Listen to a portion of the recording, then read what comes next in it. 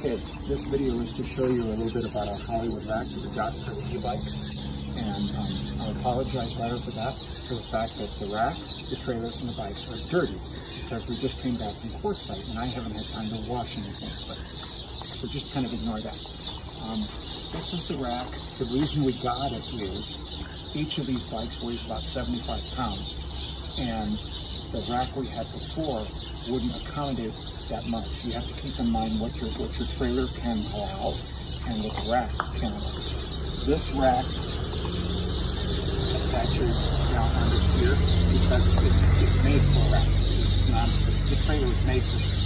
There's a adapter fitting for it. So this is not a rack that clamps onto the bumper. So it's in the up position right now. And if you come in and see, here is where you need to be concerned when you fold it down. So I'm going to fold it down. And you pull this one out. I pull this one out. Comes down like that. And then there's a little pin here that goes in to lock it in place. Stop the video. Okay, so here's our little pin. It goes through there, so you know that the rack is solid. It's not going to come up again. So then you bring it up like this, and there's another pin over here that goes in place there to keep it from dropping down. So this is how you can leave the rack on when you don't have bikes in it.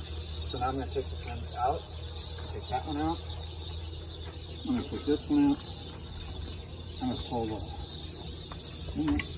and now we're back in place, and I'm going to pin this again so that it stays in place here. Go down to this side. Yeah.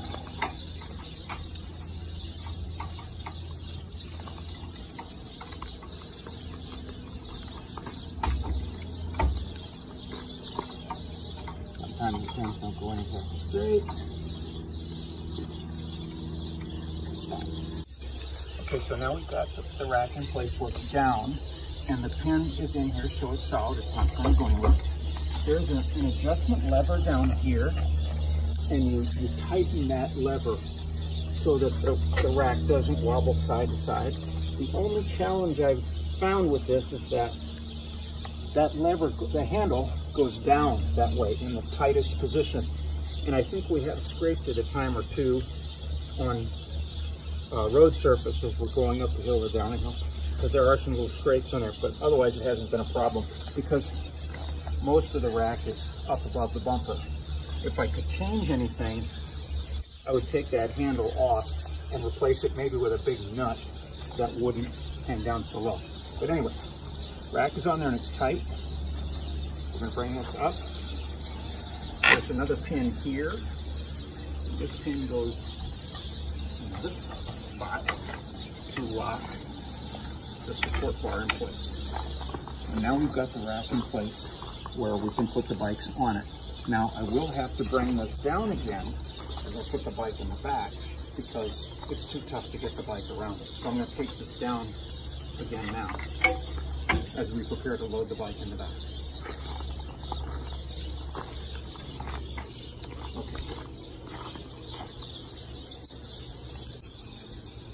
Okay, the way the bikes are held on the rack is this bar in the middle that has the clamp that comes down, that holds the center of the bike, and then the wheels go in the hoops there, and then there's one of these to go around each wheel, or actually goes through the wheel and tire. That's how the bikes are held on there. You need to load the back wheel first, and the back wheel goes where that piece is, and so I'm going to do that now. Electric bikes are a little heavy. Here we go. 67 pounds, I think. Yeah. Either 67 or 65, I don't remember, or 75. I think yours may be 67 and mine is 75. Anyway, here we go. Yeah, I have the step through and he has the XP. Wheels in place. Now what I do then is I let it rest for a minute up against the trailer because I'm going to put these, the ones on the back side, through the wheels. And I want to be careful not to put a wheel next to the spokes because I don't want the tension to damage any of the spokes. And then back here with the derailleur and the chain, I want to be careful how I thread it through there because I don't want the strap to take the chain off the derailleur or cause any problems with the spokes or the reflectors. Now before I thread the little rubber straps through the wheels, I'm going to put this up. You'll notice I didn't have it up when I loaded the bike on here because it would get in the way. And I have to kind of move the bike now to put this up because otherwise I can't get it past the handlebars. So we'll move it up like that, put the bike back down. And then again, I'm going to remember to put the pin in here so that this will stay in place. And I turn the pin so that it won't come out. Now we're set. Now I'm ready to go ahead and thread the rubber parts through the wheels. We'll show you that next. Okay, if you just have one bike, it would be best to put the bike on the outside because then you wouldn't have to move this thing around to get a second bike out of the way. So before I bring this down, and these are lockable by the way, you can lock it so that they lock in place. First, I'm going to do this, bring this down, and I put a little foam padding on there to reduce the amount of scraping on the paint. You're going to get scraping on the paint. There's just no way to carry bikes and not have the paint get scraped, but you want to minimize it as much as you can. So I bring this down. Now the bike is held pretty much in position, so I don't have to worry about it falling over or falling off. Note on the electric bike, the pedals fold up, so you want to make sure that you do that in advance, and you get the pedals in a place where they're out of the way and not going to interfere with anything else. Now, I'm going to do the front wheel first. Here's the rubber strap that goes through. It goes through to a thing on the other side. I always wear gloves because I don't want to mess my hands up or get greasy and all of that. This little piece here slides up and down. It really goes right there. Works best there in my experience. And then there's a little snapping thing that holds it on the other side. And I'm going to adjust the wheel so that I don't put any tension on the spokes and I hold the wheel down tight. So now that front wheel is in place. Now, start and come around the back side. Now I'm going to do the same with the back side.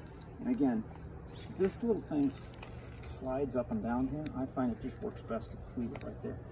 I'm going to thread the strap around the chain, being careful not to take the chain off the derailleur. I see the reflector there, so I'm going to be careful about that. And I'm going to put it through the wheel like that. And once I get it through the wheel, now I'm going to adjust the wheel a little bit because again, I want to strap the wheel down, but I don't want to strap the chain down. I don't want to hit the reflector. And then snap it on the other side. And what you're hearing on the other side is this. That's how it snaps in place.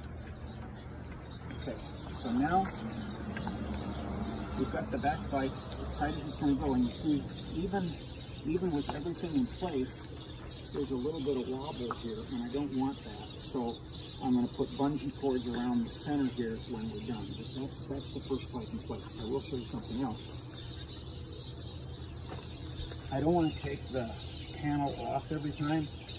I don't even want to get into that. So I put a thick folded up towel over that, and then you'll see at the end, we have a cover that goes over the bikes and a spiderweb bungee cord that goes over that, so that everything's pulled down tight and we don't have any problem with the panel here because I've got it nicely padded by this thing, by this towel. Now the bike cover that we have, we got from Lectric, and we ordered two because we thought we needed one for each bike, but it turned out one is big enough. One cover will go over two bikes. And the e-bike rack, the Hollywood rack, came from E-Trailer. They didn't sell it through Lectric. They had a different rack, but it wasn't one we felt was sturdy enough. Yeah, because you really have to be attentive to your weight. Yeah. This is adding a fair amount of weight at the back of the trailer. Yeah, because the trailer can only accommodate 300 pounds. Right. And so with the rack and the two bikes together, we are well under the 300-pound limit. And you don't want anything real heavy on the back of the trailer anyway, because then you're going to fishtail. It's going to cause problems. And we had that with a small trailer one time when we had a rack on the back with fishtail, because we had stuff on it. You want to be real careful of that. And this was a good way to do it for us. I looked at all the racks, and this was the one that seemed the easiest and the least expensive to get. Because some of these racks, I mean, you can pay $1,500 for a rack. I don't pay that kind of money. Yeah, we paid about $500 for this. Yeah. And we've also used this on our truck too, so you don't have to, it doesn't have to be just for an RV or for a trailer. You can use it with your truck. Costs more than the bikes. Yeah. So anyway, that's the first bike. Now I'm going to put the second bike on here, and we'll show you how that works. Okay. Okay, second bike. This one's mine. It's dirtier than the other one. Because he rides it more than I do. Got a lot of use for quick set. That's not a Lectric bike bag, by the way. That bag, I got at Harbor Freight for about $8. They had one on Lectric's website, and they wanted what, $70 or $80 for it. Yeah, so he went to Harbor Freight and got that. Harbor Freight, that's my new favorite place. Yeah, some people like the Blue Store, Lowe's. Some people like Harbor Freight.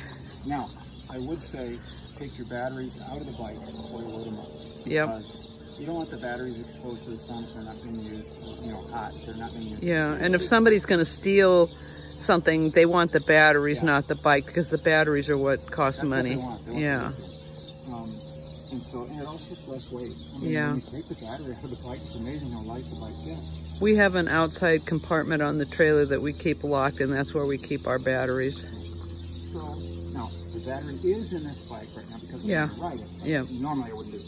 Okay, so right now you see where it's going to go, and back wheel always goes first, and it goes into the rack that has this part on it. Notice I don't know all the technical terms. It's like that thing, this part. I don't know what they're called technically, but you can see it. All right, so the bike is coming up. Back wheel turning here first. Now I'm going to move to the front wheel. I'm going to get the plastic strap out of the way. Front wheel's coming up. Someday, if we want to do a humorous video, we'll do one on how you fold and unfold these bikes if you want to put them in the back of your pickup truck.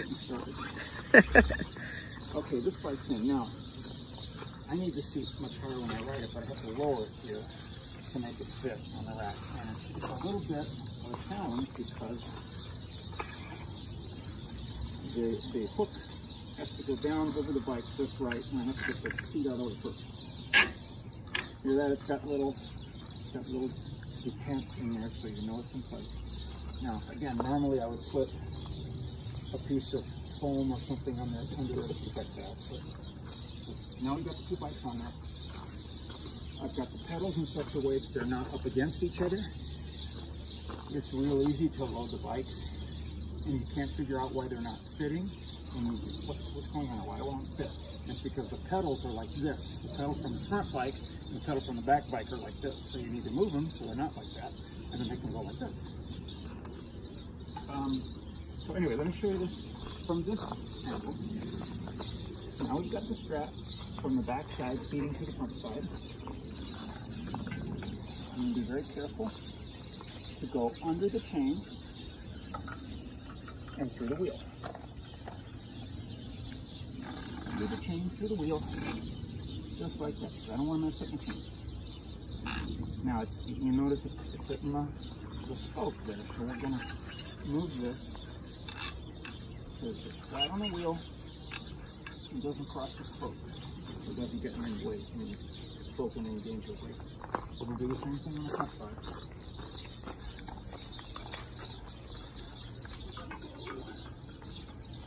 Here, like this. The ends of these move nicely, so they can adjust fairly well based on where you're putting the strap through. I like that. So we're going to put the strap through like that, and again I'm going to rotate this wheel a little bit so I don't cause any problems.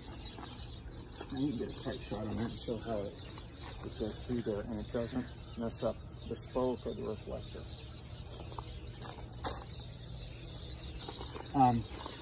Now to lock these bikes up, because you should always lock them up, what I do is down here, this is part of the frame on each bike, and nobody's going to care if that gets scraped up.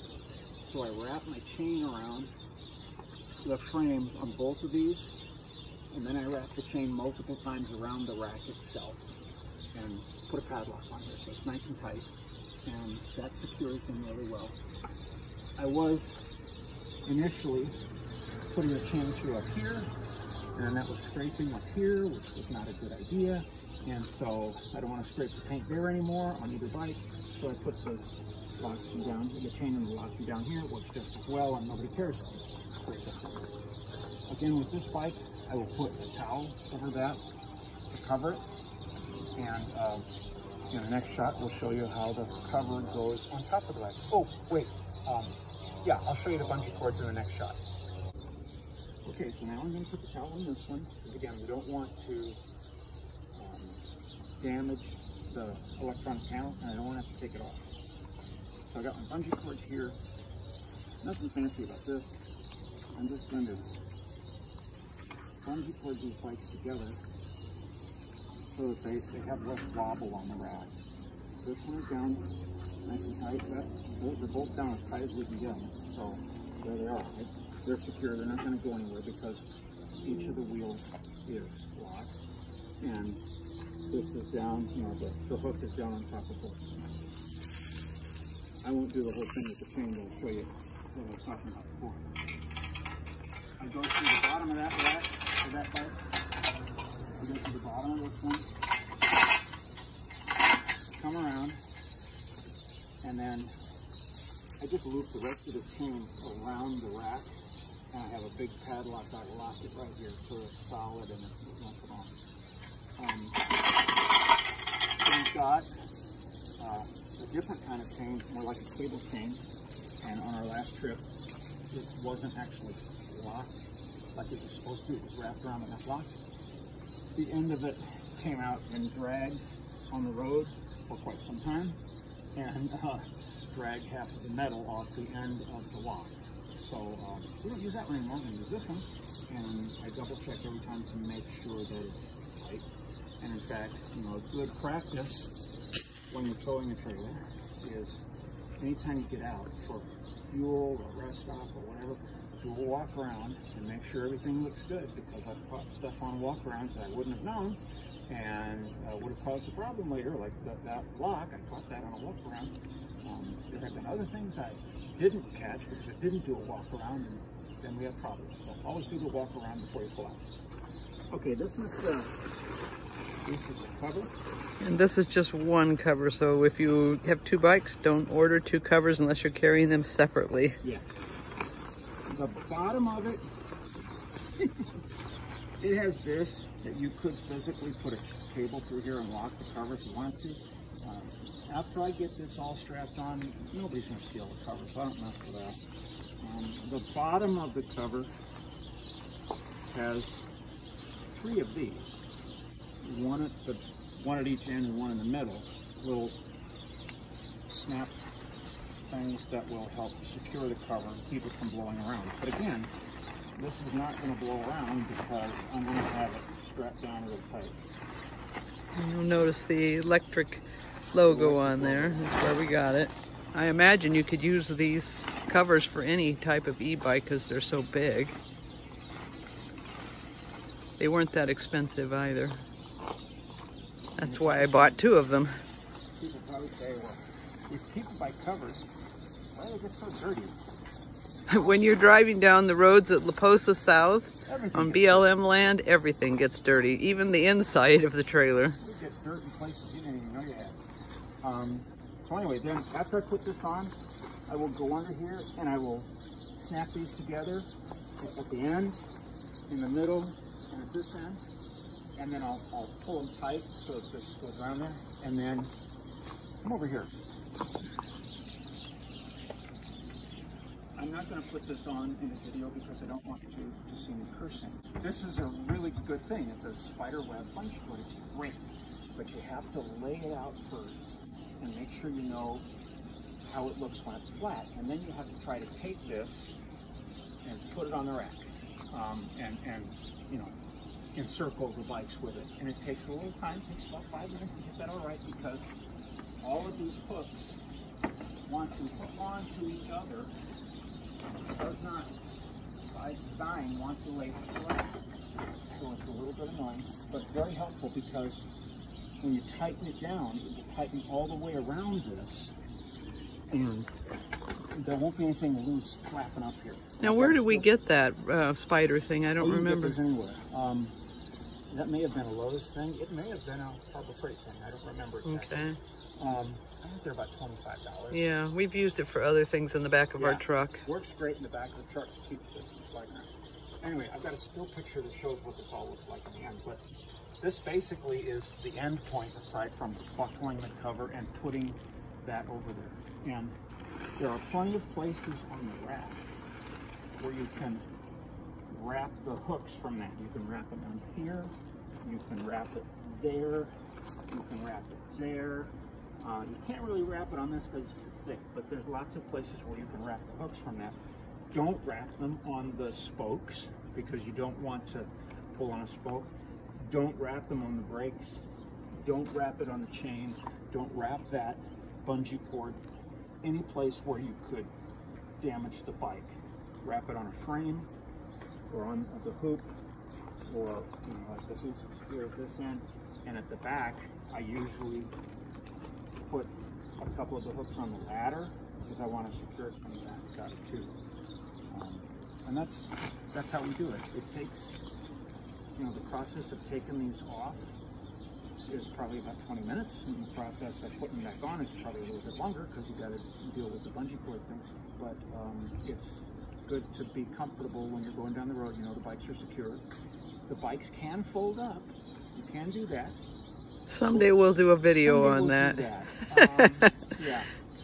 We'll have to get him to watch his language in that video. The only thing I dislike about this bike, I might go through about the Lectric bike. The only thing I dislike are the fact that, it's cumbersome to wrap them up. And the guy who sold us the bike was like, oh, here's how they do it, because he's done it 15,000 times. But, it's tough. This is a hinge here, so it hinges open. The handlebars go down. That's an easy one. But this is, the hinge opens here, and the battery is up here. And it's difficult to have the strength to open that bike without pinching it on yourself. So you kind of have to work your way around it. It seems my bike was easier for you to fold up and unfold than yours is. And I think it's because of the step through. I don't know why. Yeah. The only other thing that I dislike about these bikes is where the key goes in. You can't even see it on this video. Down here where my finger is the slot for the key, and there's 3 positions. The first position is unlock, so that you can open it, and it also unlocks the battery, so you can slide the battery out. The second position is lock. It locks the battery, but doesn't allow it to slide out, but still allows you to open the bike. The third position is the on position. And because you can't see the key, it's hard to see the keyhole. It's hard to stick it in there to find that spot. And then once you get it in there, it's difficult to turn because the wire is here. But I'm getting better with it. Other than that, this and the opening of the bike are my only complaints about these bikes. I've been real happy with them. Mine, the brakes squeaked for the first 3-4 times I rode it. And I got in touch with them, and I got in touch with Lectric bike and said, why are the brakes still squeaking? And they said, oh, it takes about 80 miles for the squeak to go away. And I'm like, okay, annoying for the first 80 miles. And sure enough, it did. Between 85 and 90, the squeak went away, so it doesn't squeak at all now. That's good. I don't know why it takes so long for it to go away. Yeah, for me, it's been a game changer to have the e-bike, because I was having trouble with my pedal bike because we would go up some hills and I needed a little extra help. And so getting the e-bike has gotten me back out on the bike more than I was before. We gave my pedal bike away, and now I can use the pedal assist. I don't use it very often, but when we do go up a hill, I can use the pedal assist.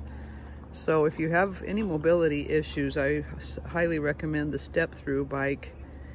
And it's been a lot easier for me to ride now. Okay, that's our story.